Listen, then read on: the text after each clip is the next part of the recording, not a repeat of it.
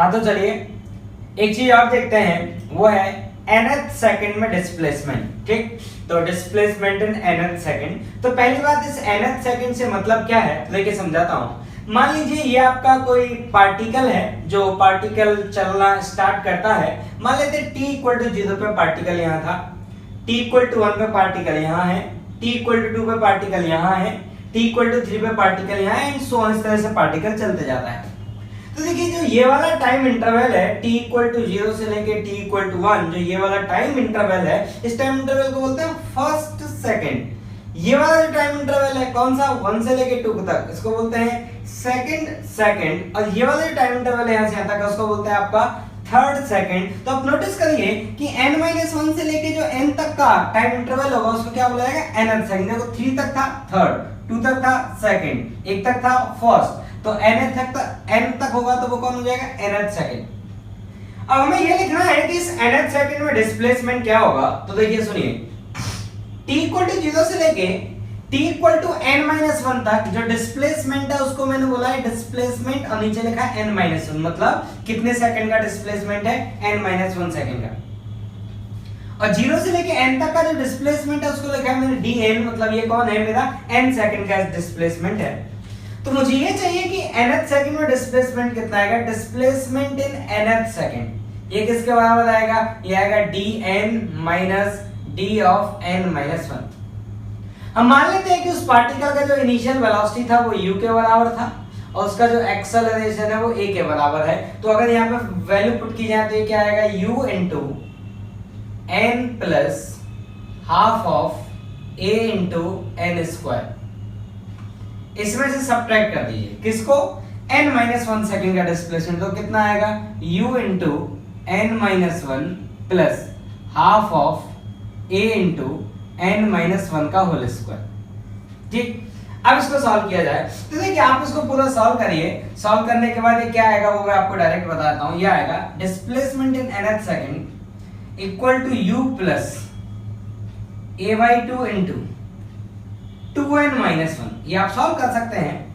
आप ये square open करें, फिर आप इधर से सब्ट्रैक्ट जो माइनस है उसको उधर सॉल्व करें अलजेब्रिकली।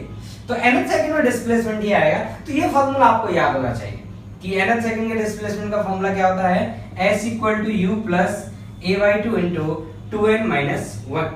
ठीक, हम देखिए क्वेश्चन देखते हैं। मान लीजिए एक गाड़ी है और t इक्वल टू 0 पर गाड़ी चलना स्टार्ट करती है।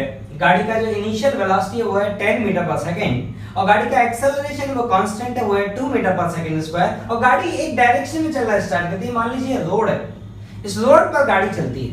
ठीक, और कब गाड़ी चली है वो सारी बातें आपको बताई गई हैं। अब आपसे पूछा गया है कि बताइए 2 सेकंड के बाद गाड़ी का वेलोसिटी क्या होगा। तो देखिए आप पहला इक्वेशन याद करिए, पहला फॉर्मूला हमारा क्या था, वो था v equal to u plus at।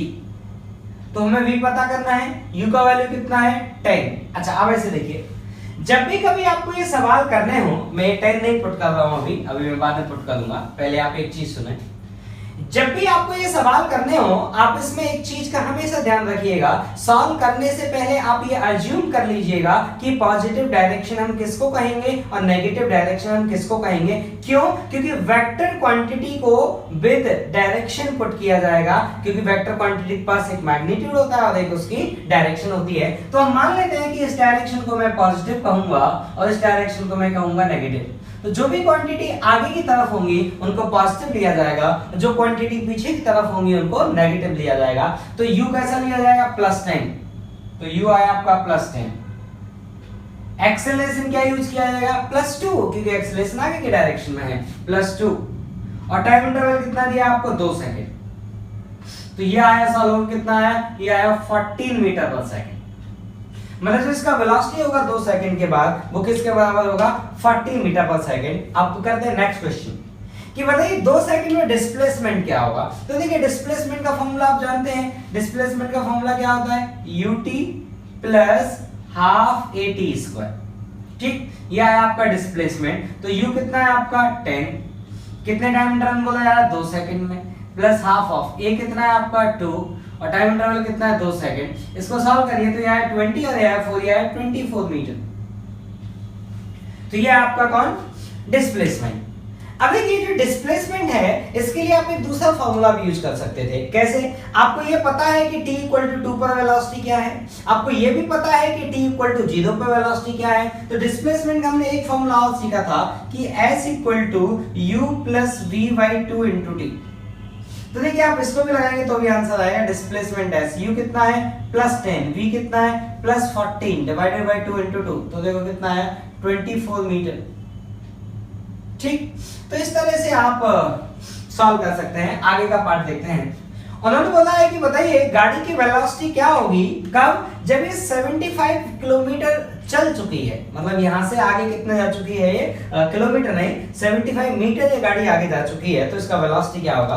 तो देखिए फॉर्मूला लगाते हैं, v square equal to u square plus 2as। यहां पे वैल्यू पुट किया जाए v स्क्वायर, u स्क्वायर कितना आएगा 100 प्लस 2, एक्सेलरेशन कितना है 2 और डिस्प्लेसमेंट कितना बोला है उन्होंने 75 मीटर।